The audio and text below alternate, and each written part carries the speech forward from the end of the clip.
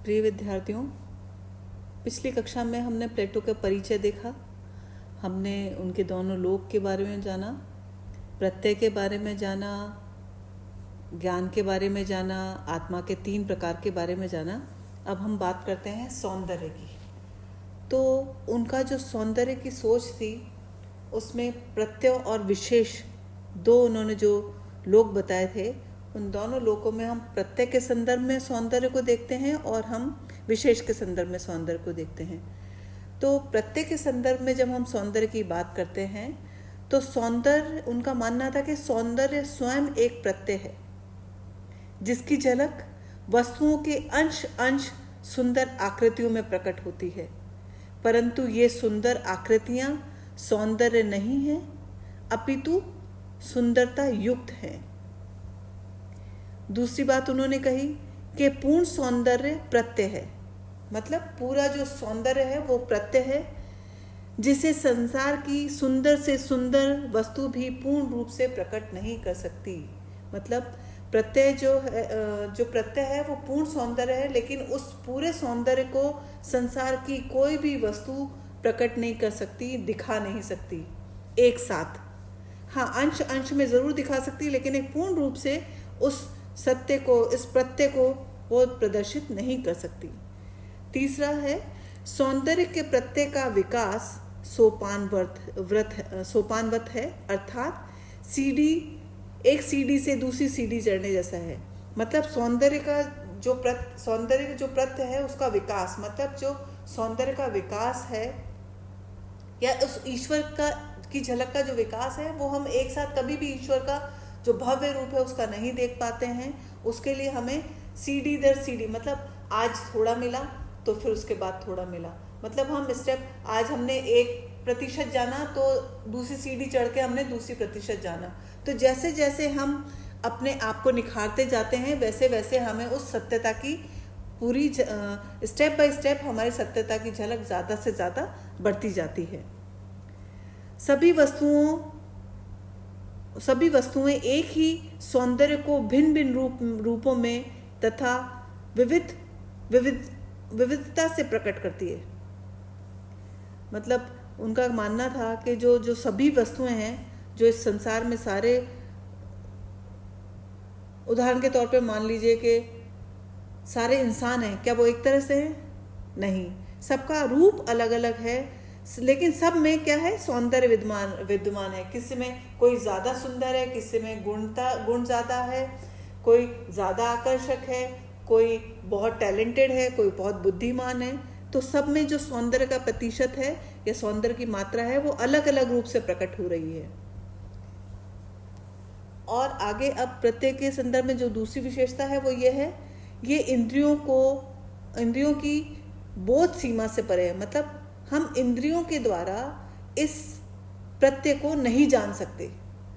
मतलब ऐसे उदाहरण के लिए अगर हम कहें तो इस जो सौंदर्य रूपी प्रत्यय है या ईश्वर है या ब्रह्मा है या इस परलोक के जो देवता हैं, उनको हमारी जो आंखें हैं वो नहीं देख पाती। जिस प्रकार हम सूरज की तेज रोशनी को नहीं देख सकते, जैसे हम हवा को नहीं देख सकते, ऐसे हम प्रत्यय का इसका ज्ञान सिर्फ हम इंद्रियों से प्राप्त नहीं कर सकते।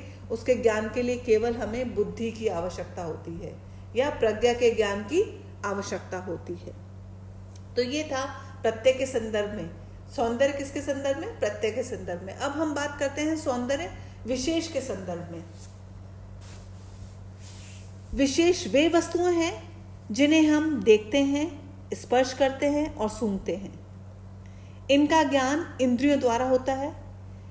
ये सभी परिवर्तनशील हैं। इसकी कोई स्वतंत्र सत्ता नहीं होती। इनका बोध इंद्रियों द्वारा होता है। इंद्रिय ज्ञान प्रामाणिक ज्ञान नहीं होता है, इसलिए ये परिवर्तनशील है, जबकि प्रत्यय अपरिवर्तनशील है और विशेष परिवर्तनशील है। इसकी विशेष सदैव प्रत्यय का प्रतिबिंब होते हैं। इनकी कोई अपनी अस्तित्व नहीं होता है। ये हमेशा किसकी परछाई होती है? प्रत्यय की। विशेष हमेशा किसकी परछाई होती है? प्रत्यय की परछाई होती है। इनका खुद का कोई अस्तित्व नहीं होता। प्रत्यय की परछाई से ही इनके रूप का जन्म होता है। इस प्रकार प्रत्यय काया है और विशेष उसकी छाया है। जिस प्रकार हम मैंने आपको एक उदाहरण दिया था पहले कि हम दर्पण के सामने खड़े होते हैं तो हम अपने आप को प्रत्यय माने, और जो दर्पण में दिखने वाली आभास है वो क्या है, विशेष है। तो उनका मानना ये था कि जो प्रत्यय है वो आत्मा है, काया है मतलब शरीर की, और विशेष है वो उसकी छाया है। यहाँ मैंने उदाहरण एक ऐसा और जोड़ा है कि जैसे घोड़े अलग अलग रंग कद के होते हैं, पर हम उन्हें घोड़ा ही कहते हैं। अगर काला घोड़ा है तब भी हम उसे घोड़ा कहेंगे, सफ़ेद घोड़ा है तब भी हम उसे घोड़ा कहेंगे, क्योंकि हमारे मस्तिष्क पटल पर जो घोड़े का अस्तित्व है, जो प्रत्यय है, वो घोड़ा ही है। उसमें विशेषता नहीं है कि काला सफ़ेद, ये विशेष रूप नहीं जुड़ा हुआ है, क्योंकि घोड़ा नश्वर है। हमें सर्वप्रथम घोड़ा ही नजर आता है। यह उद्देश्य घोड़ा प्रत्यय परम सत्य है। यहाँ घोड़ा शब्द हमने क्या कहा आपको, प्रत्यय है, और घोड़े, अगर हम घोड़े बात कर रहे हैं वो क्या है, विशेष है। तो जब भी हम घोड़े बोले या घोड़ा बोले, हमारे मस्तिष्क पटल पर जो एक आकृति का आभास होगा वो ही प्रत्यय है, और बाकी जो हम चीज देख रहे हैं वो विशेष है, जो नश्वर है।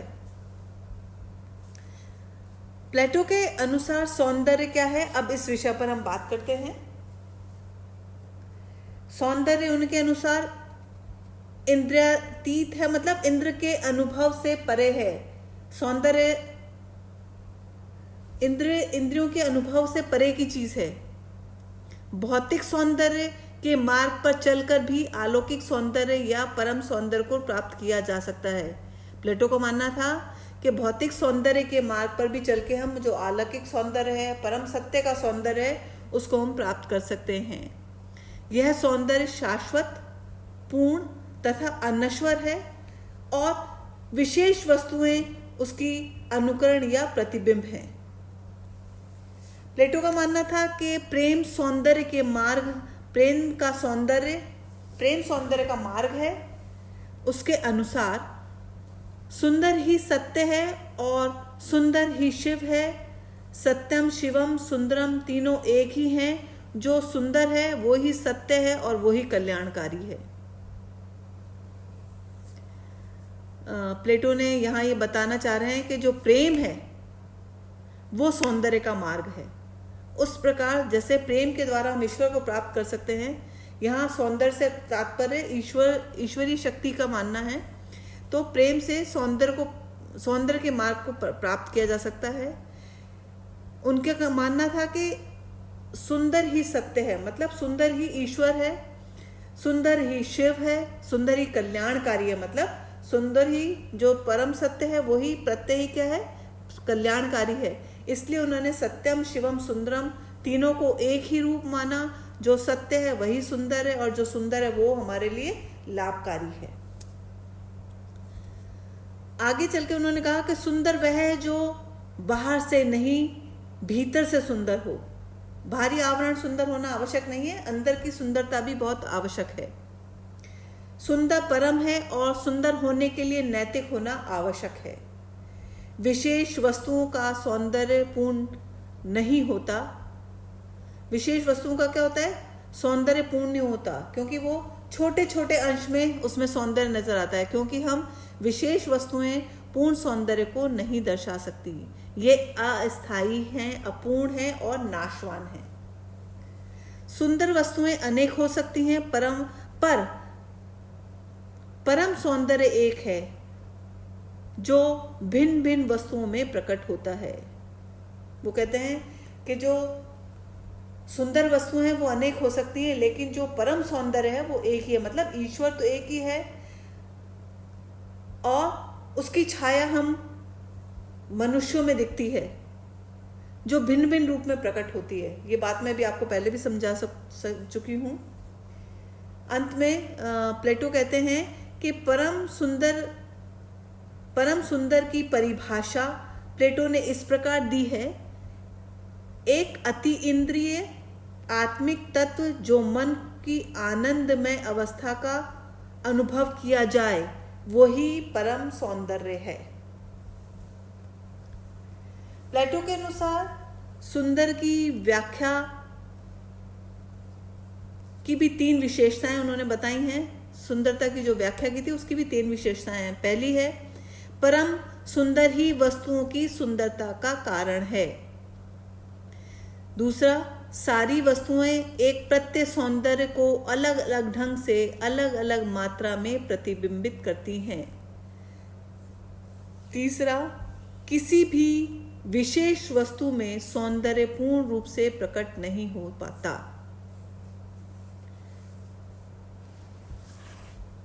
आगे प्लेटो के अनुसार सौंदर्य निराकार परम है, वह विशेष वस्तुओं के रूप में प्रकट होकर साकार बनता है। अब ये इंद्रियों द्वारा ग्रहण किया जा सकता है। ये अभिव्यक्ति कम या अधिक मात्रा में हो सकती है। एक ही वस्तु अलग अलग समय में सुंदर और असुंदर हो सकती है। जैसे कली और फूल सुंदर लगते हैं और वहीं फूल मुरझाने पर असुंदर लगता है। सुंदर वस्तुओं का यह क्रम सोपानवत है, जो मानव को परम सुंदरता तक पहुंचाता है। जैसे अभी आपको उदाहरण देखा ना कि कली भी सुंदर हमें लगती है, फूल भी सुंदर लगता है, लेकिन वो जो हमें फूल सुंदर लग रहा था वो कुछ ही क्षण बाद जब मुरझाता है तो हमें सुंदर नहीं लगता है। तो ऐसे ही हम क्रमबद्ध चढ़ते चढ़ते सोपानवत हमें सुंदरता का आभास होता है और ऐसे ही हम परम सौंदर्य तक पहुंचते हैं।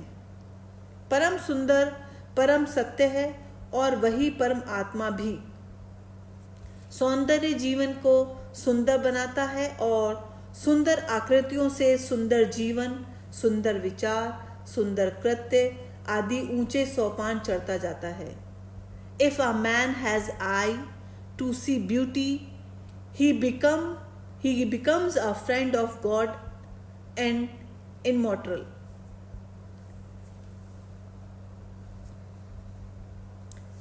अब प्लेटो सुंदरता के गुण की बात करते हैं। अगली क्लास में हम यहीं से प्रारंभ करेंगे। आज के लिए बस इतना ही। Thank you so much. नमस्कार।